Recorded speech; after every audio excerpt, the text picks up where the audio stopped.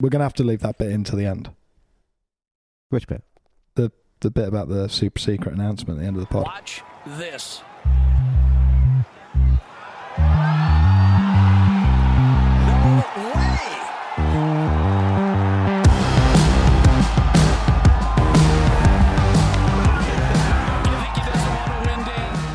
Hello and welcome back to the Cookie Jar Golf Podcast. You are Bruce Fitzpatrick. I am indeed. And today you are joined by? I'm joined by Tom Mills. Hello. And Sam Williams. Gentlemen, pleasure. 150 episodes. I know. Bruce just thought he'd What mix a it up. landmark. For the 150th, he thought he'd go rogue and just start the podcast. I mean, in the interest of absolute transparency, this is something that we really... Well, you know, we might as well admit it because it's hilarious, and you know, this is a recap pod. We're going to be doing a little bit of backslapping, but it did take us 3 false starts to get to this point where we're hopeful that all 3 of us are coming through loud and clear. I've got. I'm checking my channels. We are now all 3 of us in, and it has taken us. Well, when we do take a trip down memory lane, I think there's a good opportunity to talk about some of the pods that never aired as well. Yeah, but because for of stuff technical like reasons and various things, but. Yeah. In the year of the 150th Open at St Andrews, we have our 150th podcast, which is almost exactly in a little bit smidge more than 2.5 years after we started. Good January cadence. 4th, 2020. Bloody good cadence. I don't know what that works out in weeks, but it's pretty... Yeah, it's the pretty open week helped, didn't it? With sort of 12. Yeah, we smashed that. It got us up about 6 or 7 on the numbers, but and also sad times. Last podcast in the biscuit mill. Yeah. For those who are unaware, the biscuit mill, our affectionate term for referring to Tom's, what do you call this sort of study? It's my office. Annex, is where I work out of. And it's you. I think you coined the biscuit mill. It's because we are Cookie Jar. You thought that our home should be the biscuit mill. Something like that. I mean, can we just address this now? I don't think cookies and biscuits are even slightly related. I think they are essentially the same thing, aren't they? Yeah, I think both go well with a cup of tea and, you know, some sort of sweet. They're sweet sort of treats. indulgence, aren't they? Really. Sweet treat. Yeah. Well, it is no more after. So you're moving home. Week to week. It's not that we're packing up Cookie Jar before people think this is the 150th and last podcast. Yeah, this would be a blowout, wouldn't it? This is it. Although I have hit over. points where I've thought, God, 150, and then I think we just knock it on the head and just drop the mic and walk out. Then I don't think anyone cares. No, but we have grown though, which is nice. It is. That's the thing. Like we started this. What did we say? 4th of January, 2020. 4th of January. You guys which is decided just to go rogue, didn't you? I mean, we talked about it in the Blackwell bar. I want to say November time. And then I think we just kind of cooled off a bit over the festive period. Thought, I was probably thinking, we'll sort of come to our senses. That was a bit of a weird idea, but it's okay. You know, we'll have a nice time with our families and sort of just go back to just playing regular golf and not indulging these weird fantasies in the new year. And then all of a sudden, 4th of Jan, you guys just went rogue and released a podcast. You can search it. It's on Spotify. You can search it. It's there. And there's me and you. I had no idea how to use the microphone, so. For the first about 20 episodes, you can hear everyone's echo in the room. I didn't have to turn the other ones off. Yeah. But no, I mean, it's amazing. Like, without going too much backslapping, I mean, thank you, gents. What a pleasure getting to 150th with you, but also not be remiss not to thank the listeners. What was essentially known as now tens of thousands of listeners that tune into this podcast. Yeah. Lord knows why, obviously with huge amounts of time on their hand, but we are ever so grateful that you do, because I think we should just do a gif of Bruce taking his hat off and giving the ball wave to the crowd and everything like that. Definitely. And another little bit of niche content, I would like you to do a little nostalgic film with the biscuit mill before it packs up. Oh, I don't know. If just because I know you haven't got enough on your plate with moving house, I just feel like it would be good to load that posterity. in. Talk us through the structure then, Thomas. So we're going to have a look at a few different things today. I mean, it is a semi-backslapping episode, but actually we're at a stage now where we had, like you just said, a lot more listeners than we had when we started, and there's going to be some things that people don't know about and maybe point people in certain directions. But let's be fair, a lot has changed in the world of golf since January 2020. Yeah. One of our first ever podcasts was about the new handicap system. And with Sam Clapham, about what was because the WHS handicap system, 2.5 years later, I think I just about understand it. Yeah. It's a bag of spanners still, though, isn't it? Let's be honest. It was a bag of spanners when it was launched. Remember, it got delayed. I remember it was launched when we were in. That was our first proper tour, really, wasn't it? Our first. Yeah, we were all cookie jar itching tour. to find out where handicap was. Do you remember yeah. the Royal Tane Hotel? We were up there waiting to see. And you what got our to official- scratch, and it felt hollow, didn't it? Yeah, it was a bit of a strange one, and I remember we just played Castle Stuart, and we were like, "Oh, load up your WHS! Come on, what are what have you come through as?" And then it didn't take in the course rating, and then it did, and it was jumping around. I mean, we were all moving 3 shots here and there. Yeah, that's funny though. I'd totally forgotten that. World Handicap System, quite a big change actually, really. And if I'm honest, I actually still don't fully understand it. I mean, I've played the game for near enough 30 years now, and for the first time ever, I'm now standing on a tee box. And of course, I've not played, unsure what my handicap is. And whether at the end of the round you might come down And to I scratch. thought the whole aim was to simplify it. I He has think- done anything but simplify I think it. recently we were up at Gullen, and we played Gullen 3, I think, and we went down to that little starter place, which is across the road from Gullen 1 and the clubhouse, and went down to the starter box. I went in there, have a quick chat with the starter. Yeah, it's all going to go. Oh, how's it going? Yeah. Right, should we find out what we're playing off? And they were, I would say, 12 A1 sheets, all different colours, Really? with different like, because obviously they got 3 courses as well, so it was just like staring at it. They were like 12 A1 sheets. I was like, I have no idea what I'm looking at. It's just, what's your handicap index? 8. All right, I'll play off that. It's crazy stuff, but there's so much stuff. And the thing is, you've sort of sprung that on us on the pod a bit here, Tommy. You've done a bit of research, which I maybe haven't have done. But, the obvious stuff like COVID, I mean, Liv, biggest talking point. Well, let's take this sequentially. But there's got to be so many little niche things, you know what I mean? Like, whether it's Beaverbrook, like Clubhouse has burnt down since that. That is where have you pulled that from? I mean, that's just. Do you know what I mean? There must be. No, but think of the number of Not saying I'm things not that will have concerned. happened in the No, because we are a bit more niche, aren't we? And you strip it away from the big headlines. Some people's golfing worlds must be so different to 2.5 years ago. It's just such a big time horizon. Yeah. I mean, you talk of COVID there, and obviously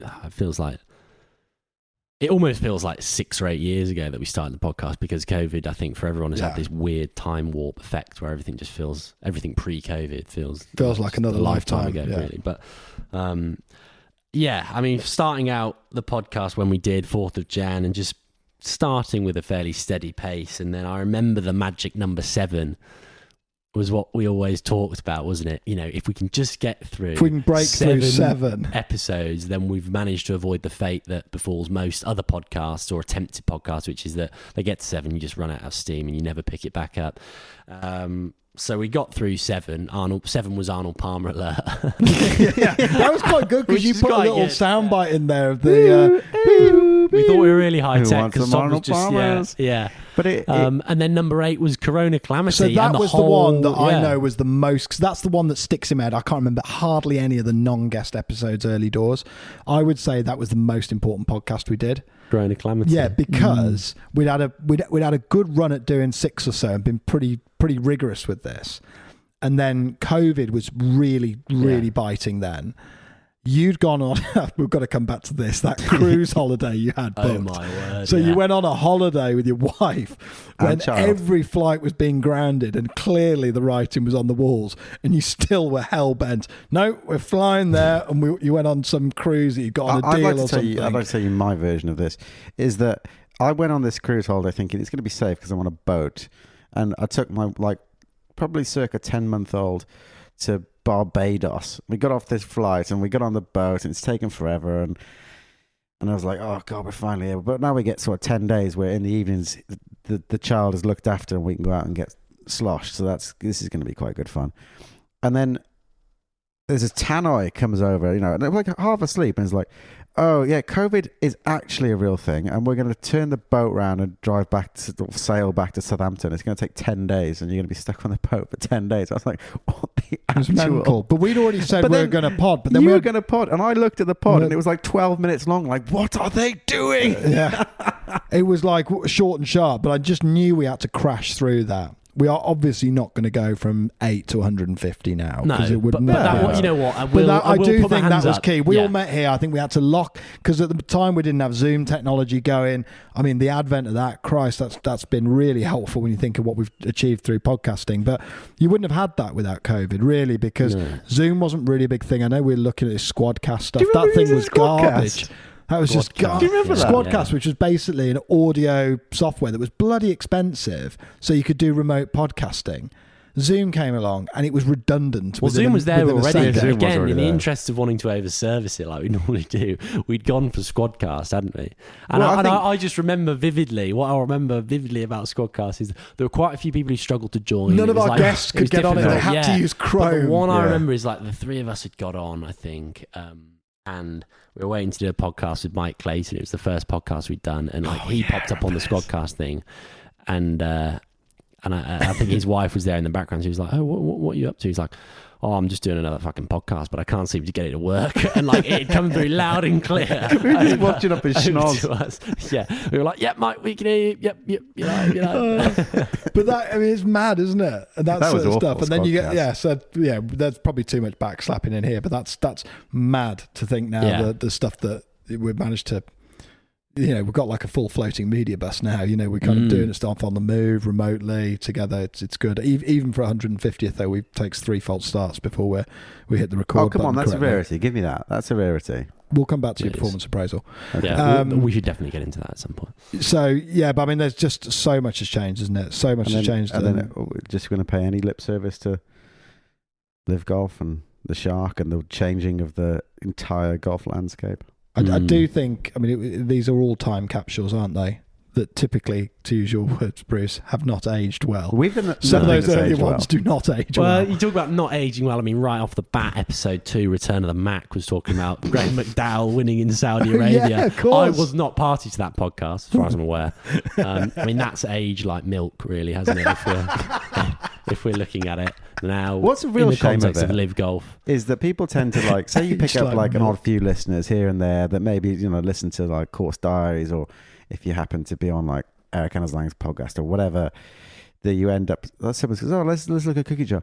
Oh, number 1, Pilot," and they always go back to number number 1 is one of our But they listen listeners. to Pilot and then they hop forward. You Really? get it in the Yeah. analytics, yeah. Number 2 has no listeners. There's that glut of episodes before we get to Lucas Michelle, which is just dishwater. I mean, it's 9 episodes of just. Sorry, not dross. Lucas's episode. Lucas's No. episode is not dishwater, but No, you mean no. There's the that glut of 9 in episodes between Yeah. 1 and 10, which is just Clapham as a guest, and then there's Lucas Michelle 2-parter. Ouch, Sam Clapham, he listens to Yeah. every pod. Yeah. No. But everything before then, that's sort of just like that Clapham was stuff our in this. pilot. He was our. He's interestingly no longer was a club. He came on the podcast as a club support officer, and obviously a pal of mine, and all of us now. But he doesn't even work in that anymore. Now he's GM at Harleyford. GM Fully at Harleyford. fledged, yeah. Yeah, so If you're at Harleyford, pop in. bossing half Say part hi around. to the Cookie Jar's first guest.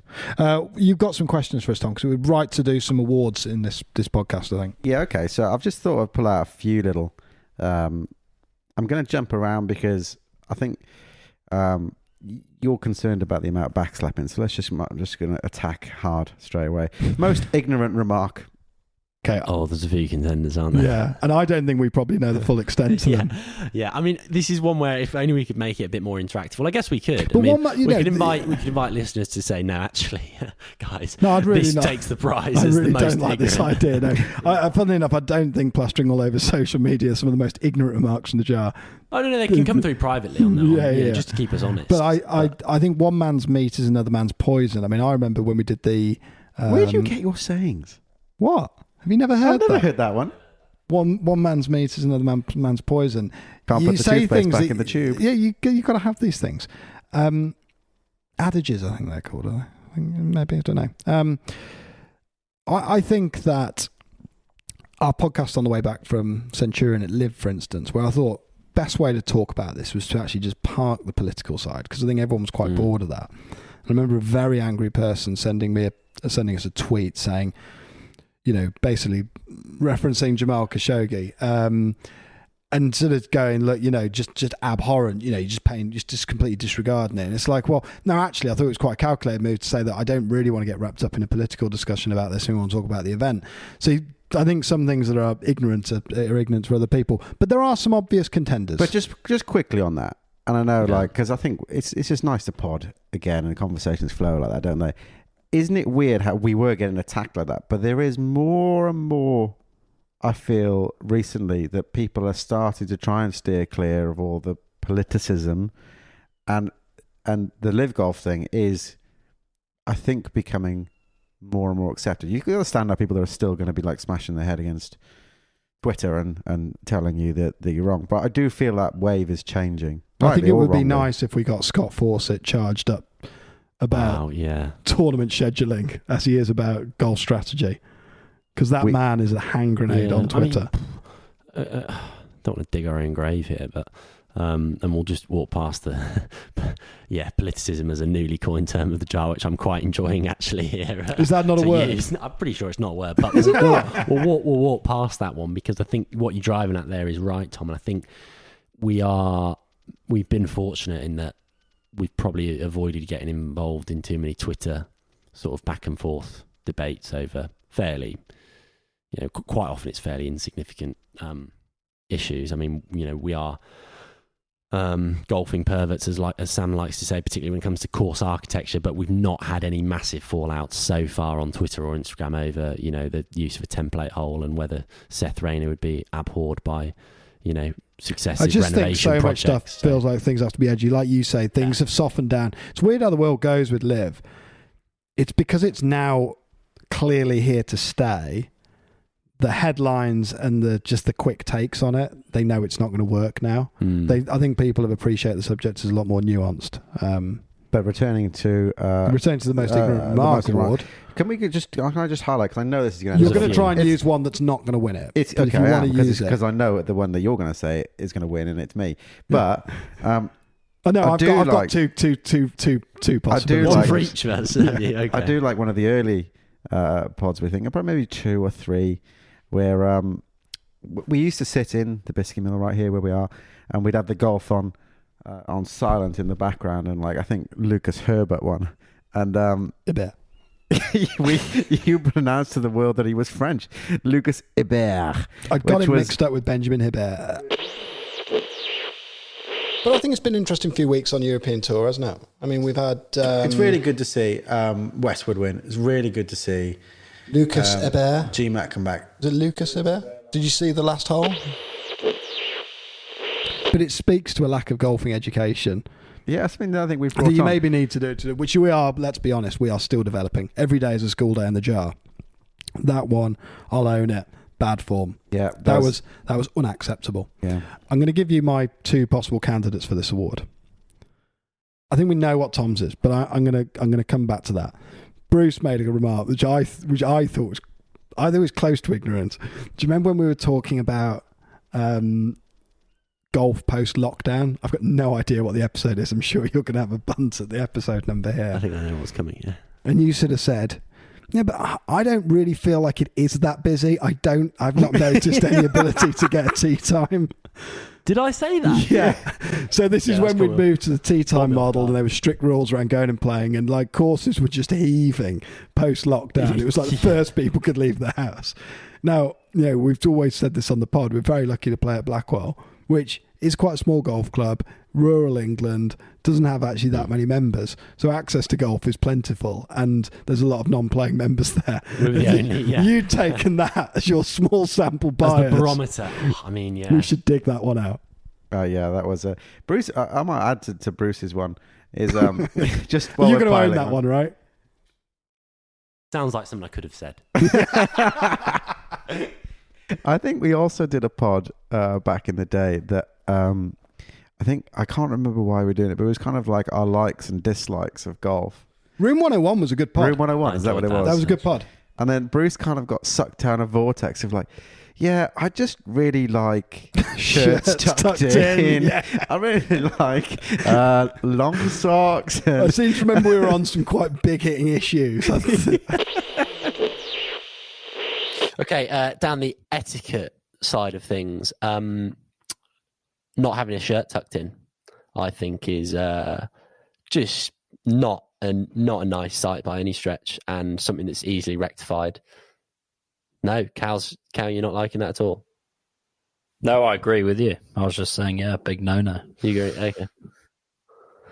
Yeah, it's just easiest thing in the world, isn't it? Like, buy proper fitting clothing that has adequate breathability in warm temperatures and just tuck it in. It looks so much neater and tidier, doesn't it? But then again, mate, you've got the big polo shirt on and it's hanging down sort of halfway down to your knees. It looks pretty bunk, doesn't it? But then again, I guess actually now that I've said that out loud, I see that some people might just come back at me and say, well, you're the kind of stuffy individual who's stopping the game from being attractive to younger generations and things. So I don't know. What are your thoughts on it, Mills?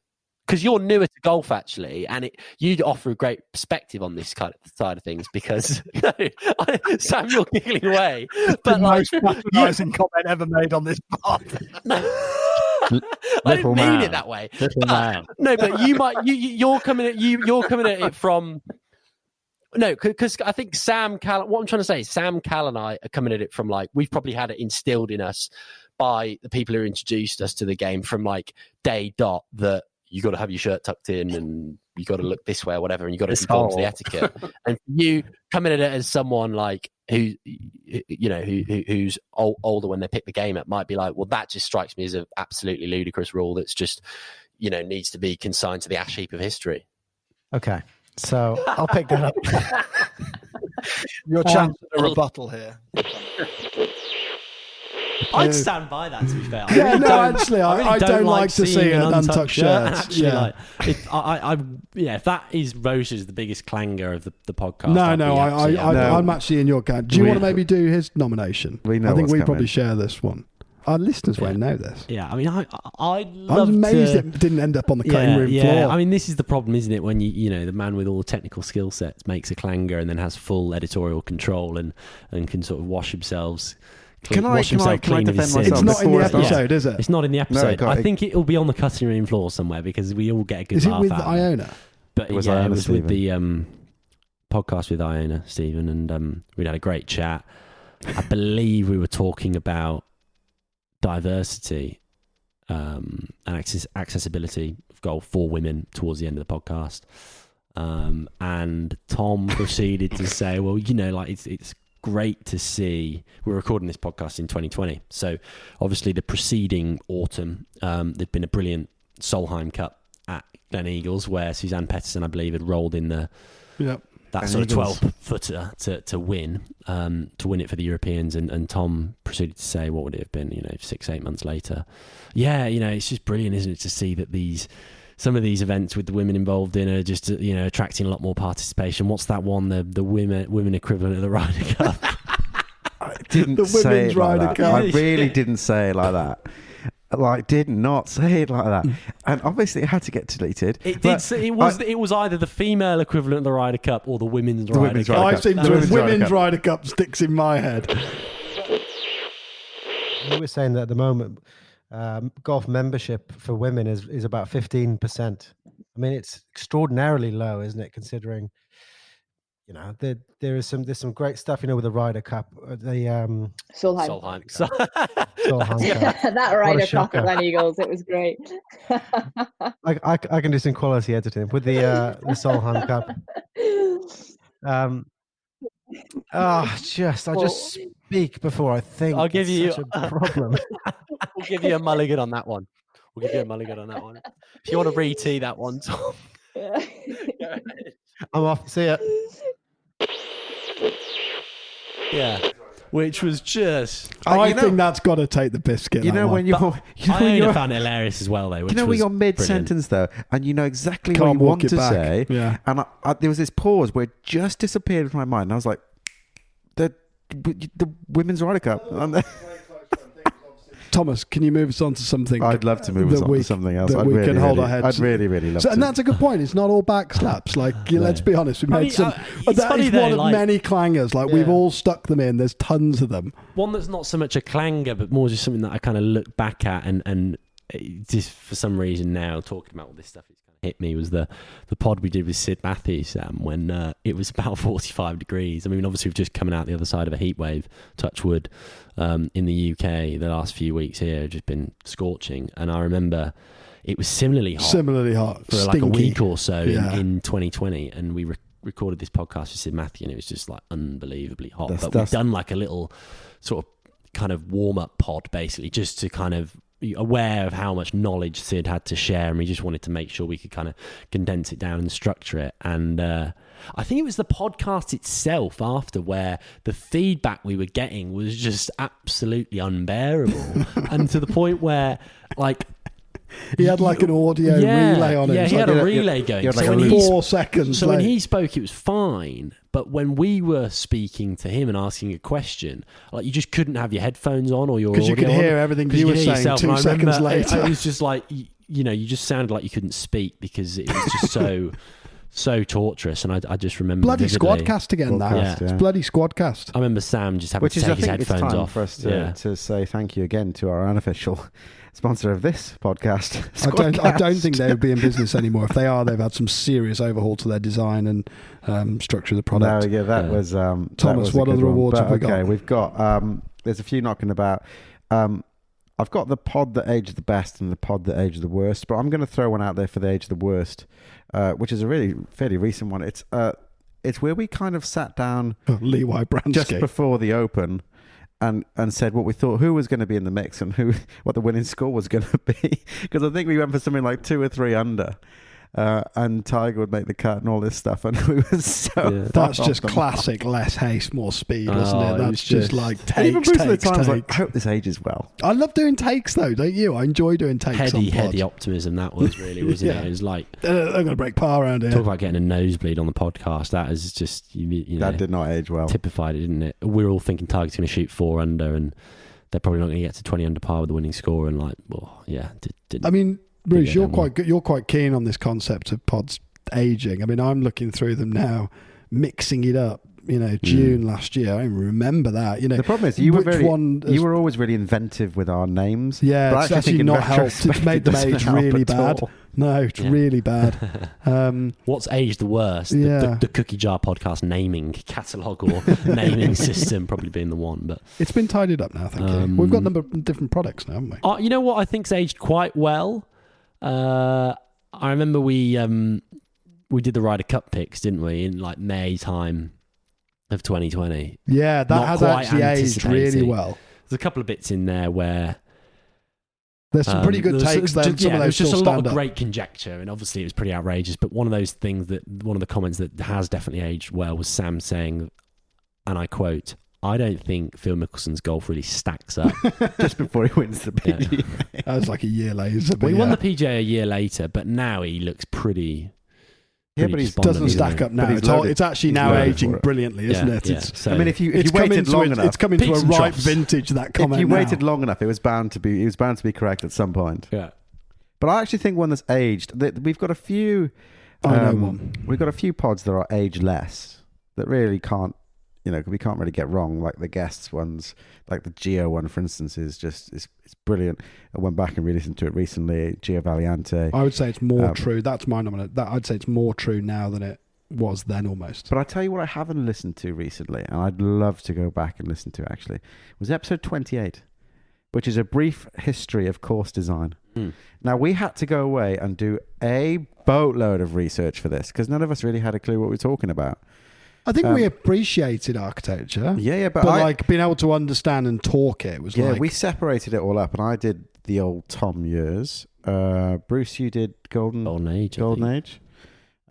You did. I was like left with the Dark Ages, like post World War II Trent into Jones. sort of like late 70s, like Trent Jones to Pete Dye. Basically, just steer clear was the overriding principle. And Cal, heroic golf holes. Cal, which by the way, we should give Cal a huge mention because certain things have happened. Oh yeah, 100%. We started this podcast with 4 of us, and Cal was one of our quartet and founding members. Yeah, and just over time, his work commitments and the things that he couldn't do, he couldn't really commit the time to anymore, so he wanted to step back and just enjoy from afar. But big shout out to Cal Wing. Yeah, and we've still got a microphone here. Fourth one just sat spare. That'll have to go up on. Who knows the custodian of that mic one day? But he's now currently traveling the world. Cal and Izzy travels. Got their own Instagram. He's in Peru.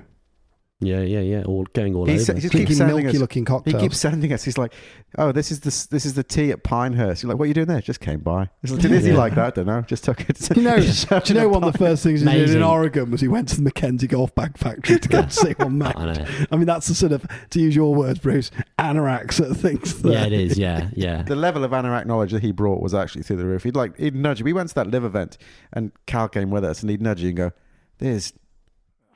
Oh yeah, whose caddy was it you were walking Joe with? Five, and you're like, "Who's Joe Five?" He's like, "Oh, he caddies for someone else I've never heard of." You're like, Have you seen who Schwartzel's got on the bag over there? yeah. He's like, No, it's Duplessis caddy, wasn't it? And he caddy for just niche knowledge. Oosthuizen It or was something. Duplessis like, caddy. That was it. caddy, Right. yeah.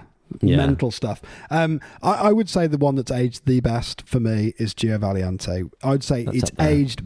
It's better if you listen to it today than when it was initially released. Once money entered running, like times went down. They didn't get better; they got worse. And so when people are driven by, call it rewards or extrinsic motivators, it compromises performance at the highest level. And you think about what Ben Hogan one time said. He said, "Golf is the livelihood in doing the thing that I love to do. I don't like the glamour. I just like the game." And that separation between glamour and the game is what made Hogan great. It's what makes Tiger great. It's what made Nicklaus great. It's what if you look at the profile of all the great ones in every domain, this is true in basketball as well. The purity of the relationship with the craft itself is what leads to excellence. It's why Tiger plays golf still. It's their oxygen. It's what they need to do. And when you pursue golf for the right reasons, and I'm not saying that rewards are bad. You can be mastery and ego, but if you are more ego than mastery, you'll never achieve your highest goals. Do you think that's because now you can understand it more? No. I think now if you look at the backdrop of the game, because the whole thing is about that, which actually I don't think we did a huge amount on that sort of like the game type stuff until maybe more recently, but he talks all about this like idea it's a craft and people are obsessed with the golf and just the actual intrinsic game itself rather than the rewards. And then you look at that now within the backdrop of Live, and it's been so hard to get up for Live. Like, I feel like I've given it the best sort of like most open-minded me I could bring to it, whether that's open-minded or not. But it's just like watching exhibition golf. It's not, there's nothing, it's soulless. And he just summarises that beautifully. Way before Live was ever a thing, or the Premier Golf League, or anything really was being talked about at any great length. And I just think it's a fabulous podcast. Yeah, he speaks incredibly eloquently, doesn't he? And Yeah, he was brilliant. In fact, so much so that Lang wanted to do, Eric Hans Lang wanted to do a pod with Gio, put them in touch, and we need to hold him to this. He committed to do an ad read on his show if he gets them on. Cookie jar. And of course, In fact, I think Sam's words were, "We're really going to get Bruce to flex his lexicon on this." So you've got to write all the content for that, Bruce. Okay. Well, yeah, and I guess just a little follow up because it's worth smattering in some little personal milestones and life events, but special significance, I guess, of that podcast with Gio Sam is that marked the arrival of little Charlie Williams. Yeah. He was on the golf course. He was on the golf course night. yesterday. He walked around. First time ever watching me play golf. That was absolutely. Watch me play. This is going to be a theme for his life. He's going to come watch me play golf. Charlie can't speak yet in any great length. He can string the few words together, but I knew he was thinking that was the most rewarding thing he's ever seen. Yeah, as long as it's from the knees up. Do you know, because fine. it's so firm underfoot, I absolutely smoked one down 4. And I've got 85 yards to the middle of the green on 4. That's a long way for little Charlie to walk there. I know. Yeah. But I mean, obviously, I didn't. Sorry, Charlie. Can we pace this one out, please? Can we? I actually, because I just want to make sure this is over 3:15. My wife is so naive when it comes to golf. And says it's actually quite soft underfoot right now as well. Yeah, but I mean that's crazy to think. I would love to have been on that podcast. The product was actually better without me, clearly. But it would have been my like, wife was in labour. I love hearing about your book, but can we just talk about my mindset when I'm stood over a 6-footer? What should I be thinking? What are your other awards? We've got favourite pods, favourite films, best story. I mean, we all know that Jonathan Yarwood was one of Bruce's favourites. I think that Jonathan followed up Yarwood is after- still the funniest podcast. Yeah. I think that that was follow up after Gio. I mean, that is just David There's Brent of no golf scheduling instruction, skill isn't it? behind that whatsoever. There's no narrative between the two that you can Yeah. join. But that was a very, That very Where was funny. Gio? Like hilarious. about Very. 17 or something. Yeah, I'm pretty sure. He was That was early later. doors, yeah. We I think he went- might have been 20. the top of my head. No. Yeah, he is 20. Yeah. Yarwood Oh, comes in knowledgeable. because I remember he'd been in the chamber for a while, Yarwood on 29, and you were like, this is so salty, this stuff that he's saying. I'm really nervous about putting it out. This is when we had about the square root of 0 people listening to the podcast. Yeah. But I mean, if you go back and listen to 29. It's just funny because, I mean, there's a soundbite in particular Well, that I Mills think we will put it really in. need to share. Yeah, we've got to put it in. I won't even give it any introduction. We'll just roll straight into it. Someone once said to me, I'm the best coach no one's ever heard of. And I was quite proud of that, really, because to me, it's not about me. It's about them. It's not about my ego. It's about helping them. And I think too many people do it the other way around. It's too much about them and not enough about the player. So I was quite happy to be in the background and just keep achieving success and just getting good at what I thought was good at what I do. And just kind of went from there. I coached 5 USGA champions. I coached a winner on 7 tours around the world. An amateur number 1, a junior number 1, you name it. I've kind of been there and done it to some extent. So I've enjoyed going around the world. I've travelled all over the place. I've been to 40 or 50 majors. I've coached on almost every continent around the world, and I've gone around the world on someone else's dollar and often in a private jet. So that's pretty good from a county estate in Skegness. Can I offer up an award? Best pod location that we've done. Okay. Where have we done a pod? Where's Do been you remember being sat in that? Terrible from the name of our host to fail me at this moment. But Cruden Bay. Oh yeah. Good Jordan White. Oh yeah, with what was his name? The guy, massive shout, that very kindly put us up in his. It's basically a house we rented. It was like a 10-bedroom house. You know, his daughter played collegiate golf, something. Played a big event at Pine Valley there. Interesting. Really? Yeah. There's all that Pine Valley stuff on the walls as well. So you'd say that conservatory, Cruden Bay, nice view. It was up there, wasn't it? Wouldn't get it for me. Yours? Man, I struggle so much with recency bias. So right now the biscuit mill, but it was quite cool. Bumping into, so I just like at St Andrews when I was like walking around with pod gear on my back, like I was a Ghostbuster, and I bumped into John McLaughlin from Wallasey. And that was quite cool because we were just basically walking across the fairway, and John saw me and he waved and I waved, and we walked across and remarked upon. He's obviously the course manager up at Wallasey, so he was like talking about the course, and I was like, Christ, I've got the pod gear, let's go. And we went and sat in the stands above the second green, and that was quite cool. I think that was quite nice. I mean, I felt a bit like a weirdo with microphones and people around us watching us, and that was quite a cool location, a quite cool thing to do that. And it kind of, that was the first pod that I did up there, and it kind of was like a big culmination of like everything that had been before it. So that was quite nice. Getting the media creds, all that kind of cool but like stuff. Again, I really struggle with recency bias. So I quite enjoyed doing that Royal Aberdeen Clubhouse one with Jordan. That was awesome. That was lovely. Yeah, We've really done like the that. ones in the clubhouse are really nice. It's like the Paul Craven one you and me did at I Down a love Deal. that. The only thing that just we were just a bit pushed for time. We'd Pushing up left on it a bit closing late in the time. day, so like we were sort of rushing a little bit, which has actually been an incredibly popular episode. I thought the podcast with Peter Dawson up on the top of the that was Old cool. Course Hotel was good actually as well. Just kind of looking okay. across 17, Yeah, that wins. 18. I mean, that was right. I up there, forget really. this stuff. Yeah, I tell you what, with the stands, they were starting to go up there, and it was like, oh my god, the Open's. I don't think they were time. quite there at that point, were they? Because he was saying when the They're stands gonna go up, it start happens going quick, up. doesn't it? Yeah. That was awesome though.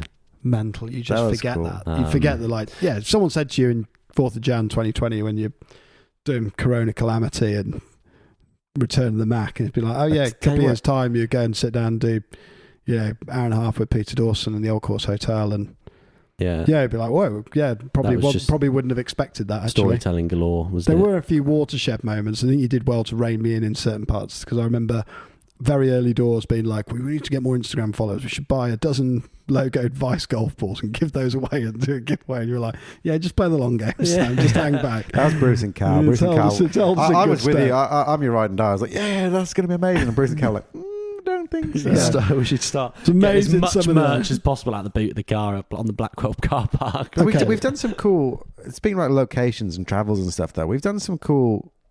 Like we've visited some cool places to do filming as well, and there's been some pretty cool places that we managed to get to. Yeah, I mean, obviously, our I filming. think my first trip when we went and got lockjaw up in Scotland by doing like 8 courses in 4 days. Yeah, I mean, again, you know, you guys obviously due to literally starting work 2 weeks prior, I wasn't able to do your little Surrey trip that you lined up, and then also the trip out to Northern Ireland to do Portrush and County Down. So I can't speak to those experiences. But for me, whenever we've gone north of the border, has just like it's like a cathartic experience, isn't it? I mean, the first trip we did, excuse me, when we went to Castle Stewart, that was the first time any of us had played it. We were like, wow, this is amazing. I mean, it started breaking through, the sun started breaking through on like that 18th hole, because it'd been a little bit overcast. We'd not really got rained on, but we were like, oh my God, how good is this golf course? Well, and then you just feel like the air is just different. It just has a different smell or like taste in the back of the mouth when you're up there and you're like, oh my God, we're actually... It was almost serendipity that Boat of Garden didn't happen for whatever reason. It was just like a...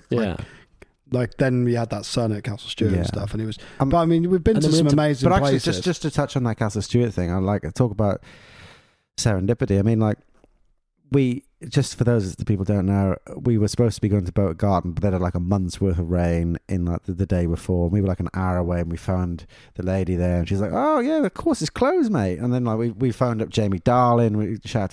Huge shout out Jamie Darling. He's done a lot for us on the way here Scotland for golf sure. in general, yeah. And Scotland where golf began, and all those guys. And they're like, "Oh, just crack on going north to Castle Stewart." And we were like, that's amazing, but I really hope this isn't just this wild gag that we're just driving north for no reason whatsoever. You could actually pull that on any up-and-coming guys in social media and be like, yeah, guys, yeah, absolutely. What, okay, Torlock as well? Sure, no problem. Well, just head under Steam to Castle Stewart, just be there at 1-ish. Be fine, we'll get you out. Don't call ahead. Don't call ahead. It's all sorted for you. But Stuart McComb came out, general manager at Castle Stewart, and remember, I was talking about the weather. He was like, yeah, the weather's a bit rubbish.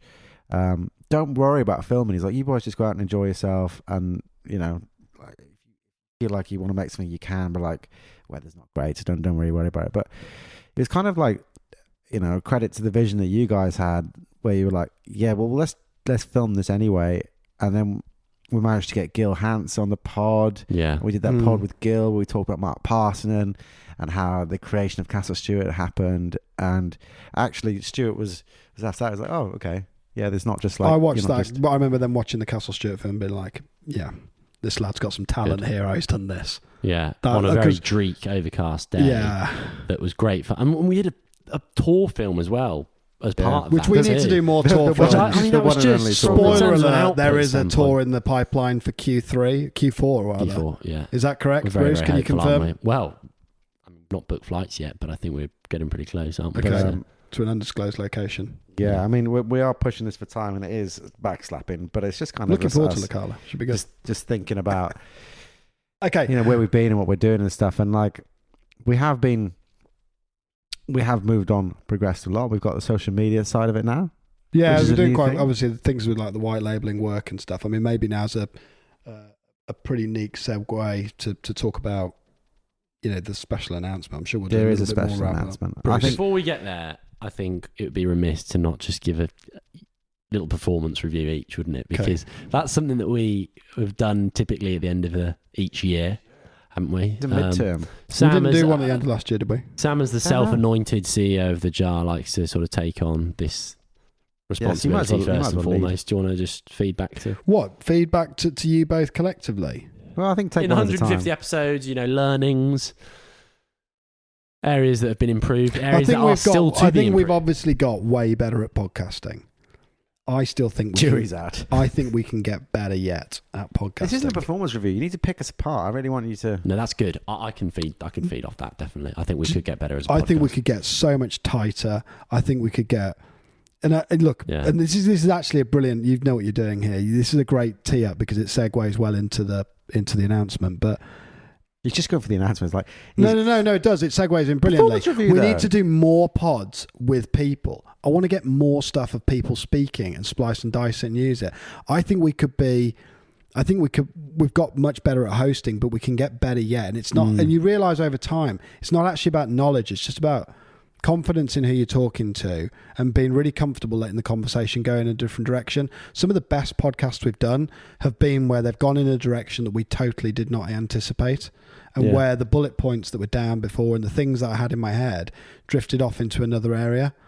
And I just think that's been that's kind of the beauty of it. You got to harness it a bit more. I just think I'm starting to listen to more podcasts now, non-golf, because I find you learn more from them actually in terms of the different ways they approach things. I just got loads of ideas in my head, but never have the time to run at them. I think we should definitely get headphones for in-person podding, or maybe you can use them for like. Why? It's not so much with Zoom, but for in-person podding. We did that when we started. No. So like we now would have headphones on. Yeah, we did that when we started. Yeah, and then I remember it being hot and horrible. Do you know but why? It was hot, but do you know why the headphones are there? It stops you interrupting one another. No, it's to test the levels. And I know the thought levels it also are good helps you 'cause I can stop see it. interrupting one another. Tom can read waveforms now. It's like Rain Man with waveforms. Yeah, I can just read the waveforms. I know our levels are good. That's why it took us 3 goes to start the podcast. Yeah. Well, I don't know. You just is that if you something just that want a to lot look of cool, this sounds like a premier Bruce podcasts do? I don't think I personally. You don't think headphones on? No, but I would like to get It's some funny. logoed wind cheaters on the mics. These Wind little cheaters. We're not counting down, whatever mate. they are.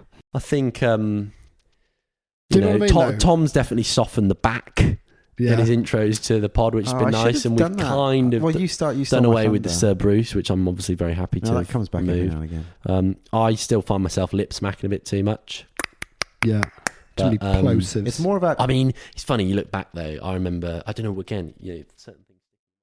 I'm sure I must have maybe introed a pod before then, or before the episode I'm about to mention now. But none really jumped to mind immediately. The first one I can think of is I remember Sam saying you should lead the Iona pod, Bruce, because you both went to the University of St Andrews, and she's obviously played like decent level golf. You should just lead this one, and you dropped it on me with like 5 minutes notice. I was like, bloody hell, I don't know what I'm going to say. Yeah, sure. But you realise Iona. it all gets mopped never up met you in the before. rounds, doesn't it? Yeah. I think that isn't as intimidating now. I think we could all get more. You're going to laugh when I say this. I think we could all get more comfortable with pregnant pauses and silences occasionally within the pod. We That's the have a headphones. tendency. Absolutely. Yeah, like headphones. I talk way before my brain's even thought about engaging. But good podcast guests sometimes just sit a bit more reflective to give a bit of a pause to kind of what they're saying. And I don't know. I think there's just some soft things there. I mean, look, we're giving ourselves a performance appraisal, but the only people that should judge our performance are our listeners.